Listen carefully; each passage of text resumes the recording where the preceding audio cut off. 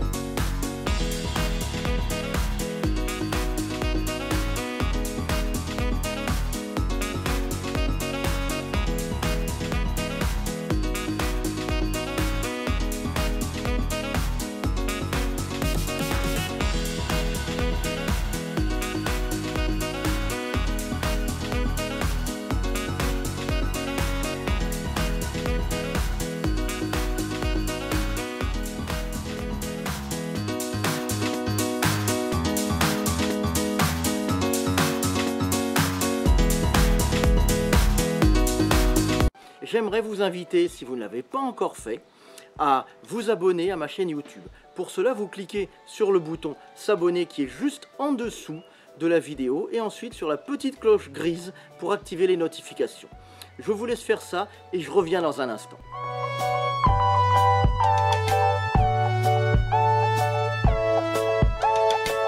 Merci d'être abonné à ma chaîne, ça va me permettre de vous proposer régulièrement des vidéos sur des solutions de soins naturels, sans médicaments et sans effets secondaires. Voici 9 erreurs alimentaires qu'on commet souvent en voulant bien faire. Ne pas manger assez de protéines. Cher, pas toujours de bonne qualité, peu écologique, la viande n'a plus la cote et l'assiette végétarienne se banalise. Mais a-t-on bien son quota de protéines? Non stockées et plus longues à digérer, celles-ci ont l'avantage de rassasier longtemps et de booster le métabolisme. On veille à avoir à chaque repas une source de protéines de bonne qualité, viande, poisson, œufs, laitage, voire une variété de végétaux bien pourvus en protéines, par exemple les lentilles, le quinoa, les amandes, le soja ou l'épeautre.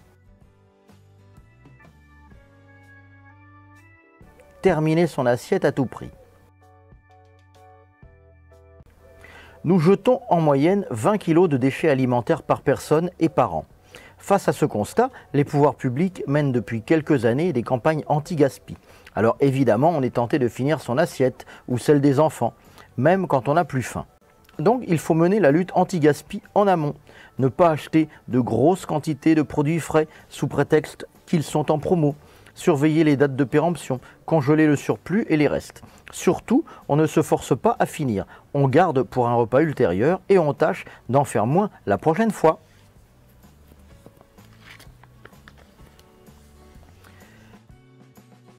Grignoter des amandes sans compter. Riche en fibres et en protéines rassasiantes, anticholestérol, pleines de micronutriments comme le calcium, le magnésium ou la vitamine E, les amandes sont nettement plus intéressantes que les chips ou autres petits gâteaux. Nous sommes bien d'accord. Mais Comme elle renferme plus de 50% des lipides, on n'en grignote pas tout le temps. C'est un encas nettement plus sain et rassasiant qu'une viennoiserie ou que des biscuits. Mais on ne garde pas le paquet entier sous la main. On en met 20 à 30 grammes, c'est-à-dire entre 120 et 180 calories dans un bol, soit la bonne dose pour calmer sainement une petite faim. Se contenter d'une salade au restaurant. On croit bien faire en prenant une salade plutôt qu'une pizza ou un steak frites, mais l'intérêt n'est pas si évident.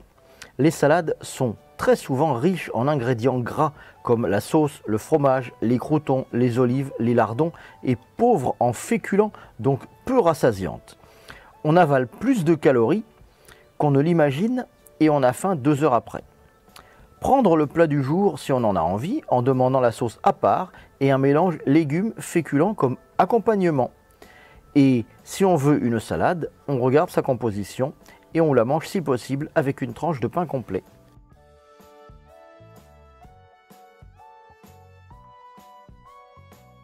Abuser des produits véganes et sans gluten. Les produits véganes et sans gluten sont à la mode et on en trouve un peu partout. S'ils facilitent la vie des personnes intolérantes au gluten ou végétariennes, ce ne sont pas des gages de qualité nutritionnelle. Comme tous les produits transformés, ils peuvent contenir beaucoup de gras, de sucre, d'additifs. Il faut bien regarder leur composition nutritionnelle, fuir ceux qui affichent une liste d'ingrédients très longue et ou d'ingrédients incompréhensibles, colorants, conservateurs, et privilégier le naturel et la cuisine maison. Prendre des produits allégés. Yaourt à 0%, vinaigrette allégée, chips light ne sont pas intéressants. D'abord parce qu'ils peuvent être dépourvus de matières grasses mais riches en sucre. Ensuite parce qu'ils contiennent souvent plein d'additifs. Enfin parce qu'ils donnent bonne conscience et qu'on a tendance à en manger 2 fois plus pour se rassasier. On ne boycotte pas le gras à tout prix. Il participe au plaisir et à la satiété. Mais on n'en abuse pas. Une petite noix de vrai beurre sur son pain le matin, un yaourt au lait entier à midi, une vinaigrette avec une cuillère d'huile dans sa salade du soir par exemple.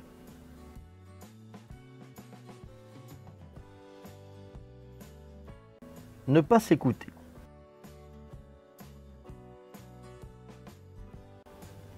On se laisse facilement influencer par les messages publicitaires, les bons conseils de la copine, le dernier régime à la mode. Mais ce qui fonctionne chez une personne ne marche pas forcément chez une autre. Notre corps sait se faire comprendre.